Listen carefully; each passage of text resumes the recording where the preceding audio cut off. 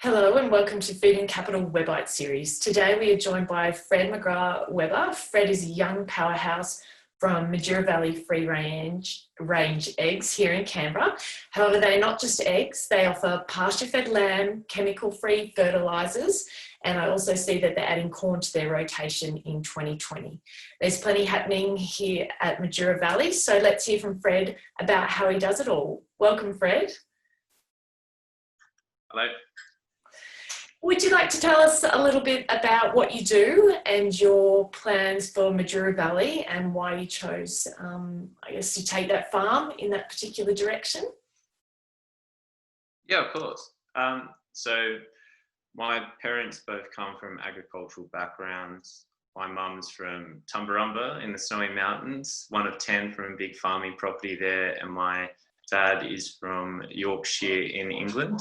Okay. So both of them came to Canberra without working on a farm when they first came here, but the opportunity came up for us to purchase this property around 20 years ago.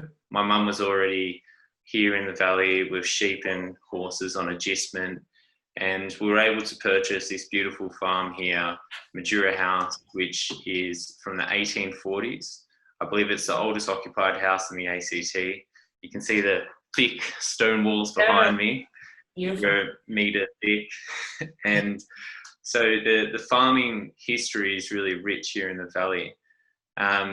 We're always had sheep and horses and cattle, but about 10 years ago, financial situation changed within our family after the global financial crisis with my dad's company. So the opportunity came up where we thought, how can we maximise our farm and offer something to the Canberra community? And we thought the best way to do that with a 100-acre farm would be through free range eggs. Now, our mobile chook sheds move around the paddocks, and it's all part of a mixed farming ethos. So it's not just about the production of eggs. They're also putting drop-ins on the soil, which improve our soils for the corn, lucerne hay, sunflowers, and also fat lambs.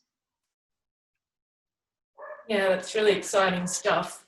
And you always had an interest in farming?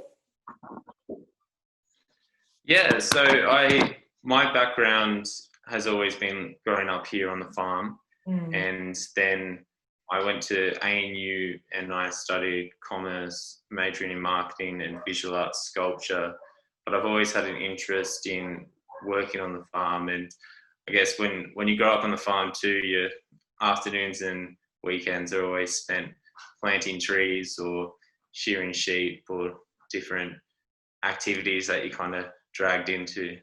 Yeah. So is my brother and sister too. My young is currently up in Queensland, Jackarooing in Julia Creek, and my sister studies. Yeah, great. Well, that's exciting and so good to see that young energy and innovation coming through to an industry that doesn't kind of get a huge amount of interest from the younger generation. So we've got a couple of questions for you. So what do you see as the economic benefits of a business like yours to an individual and the community? Well, for us, it's about producing products that go often direct to the consumer, and you're cutting out a lot of the intermediaries along the way. So you're either delivering eggs directly to a cafe or restaurant or to a farm shop, such as the IGA or local friendly grocer, that type of thing, or selling direct, in our case, from the farm gate, or delivering half lamb boxes to the consumer. And what that does is the half lamb boxes, for example, are $17.50 per kilo. And that enables a lot of families who can't necessarily afford a $60 per kilo cut of lamb rack. They can then purchase that product at a flat rate of $17.50 per kilo, and it opens them up to high quality produce that they may not have necessarily been able to purchase before. And that's the same with the eggs too. If you cut out a lot of the middlemen, then you can increase the economic value for the consumer. In addition to those economic benefits, we're also trying to cut down as much waste in the cycle as possible. So, that's with the moving the sheds around the paddock enables us to fertilize the paddocks, and then our nitrogen and phosphorus and other key indicators are increased, and we don't have to bring on external fertilizer onto our farm. So then that enables us to save thousands of dollars potentially there. In addition to that, then there's several other benefits, non-economics for well-being and cultural, that our business benefits the community. Yeah, for sure. I think, those health benefits are a key one, both physical and mental health, which, we know they're related, and getting that from high quality produce like yours from a sustainable farm. And I think people are caring a lot more about that these days, and probably more so after COVID. And there's that real sort of shift. It'd be great to see a bit of value placed more on the nutritional value of food as opposed to, say, volume or weight, which it currently is. What do you see as the major roadblocks in your particular field to achieving a sustainable food system? Do you have any sort of government or funding, climate or, water issues? Yeah, for me, there's the funding aspect, and then there's also government.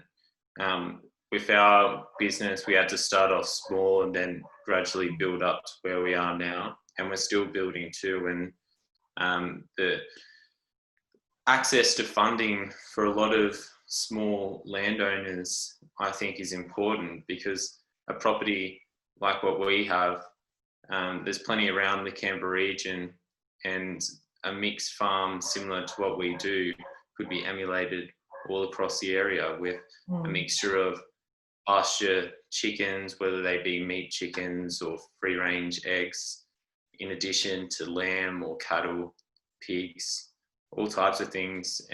But there is an economic output and a lot of upfront costs associated, such as silos, building sheds, all these type of things. So it's getting funding to those individuals. And then there's also the government roadblocks. So making sure that government is reducing the red tape, not making it too hard for people to get involved in the industry. And then also making sure that landholders have security of the land too. In the ACT, it's a leasehold situation with short-term leases. So it's about ensuring that farms in the ACT are still around, and that they do have security, that they can go to a bank and say, we're going to be here for a while, and the government is supporting us in our endeavours.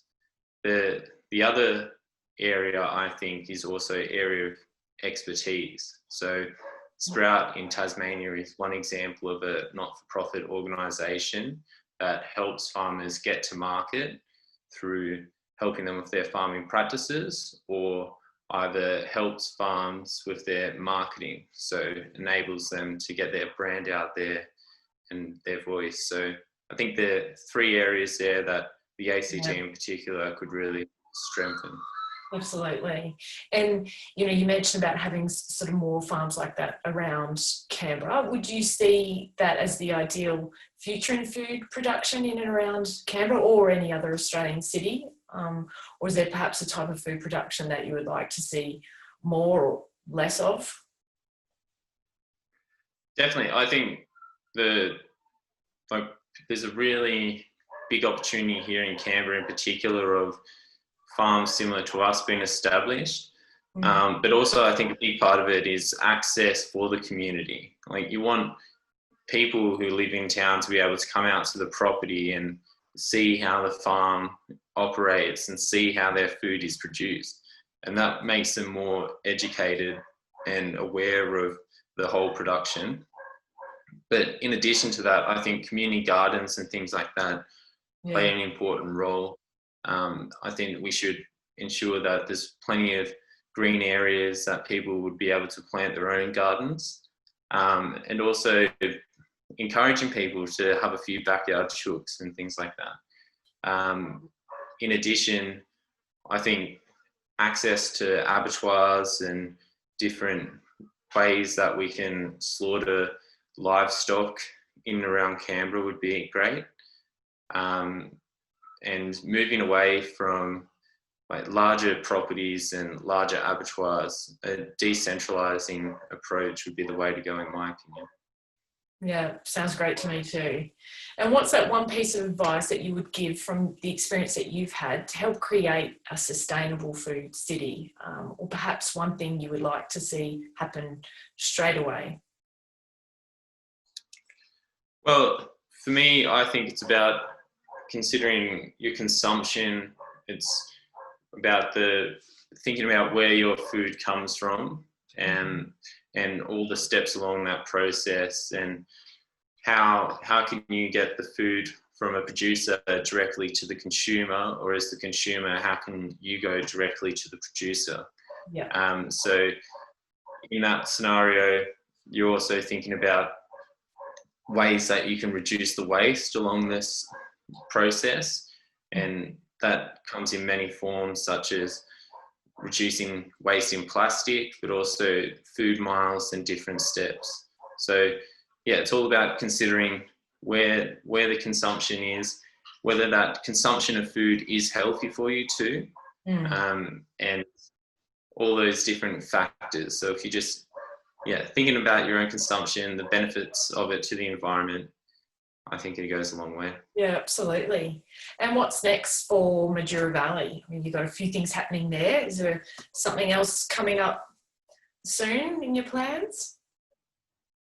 Definitely. So what we're currently doing with the eggs and the lamb, corn and different crops is kind of one piece of the puzzle, and we're looking to expand our business further with a sheep milk dairy, also opening up our farm for tourism. And the other steps along the way is creating a bit of a co-op. We already sell eggs at our front gate, but we'd like to involve other local producers too, and maintaining our honesty system. We find that our honesty system is a great way to build community. People really enjoy putting their money in the egg box, and we're also going to integrate modern technology with the tap payment system. Yeah. But in addition to that, we'd like to move forward and create a bit of a tourism hub here in the Majura Valley. And we see the Majura Valley having the potential of a Barossa Valley or Yarra Valley, or these different iconic names across Australia. We already have the Truffle Farm, Mount Majura Vineyard, accommodation there with the Naked Cubby, and also retail down the lower end, plus Pialigo. And we would like to kind of link it all together with the AFP and different resources that are already here, and ensure that we've kind of are creating a gateway to the bush capital and preserving farming here in the Valley and Canberra. Yeah. Well, that sounds very exciting, Fred. Thank you very much for joining us today, and we look forward to seeing what's next for Majura Valley, and look forward to seeing you at Food in the Capital later this year in November. Thank you.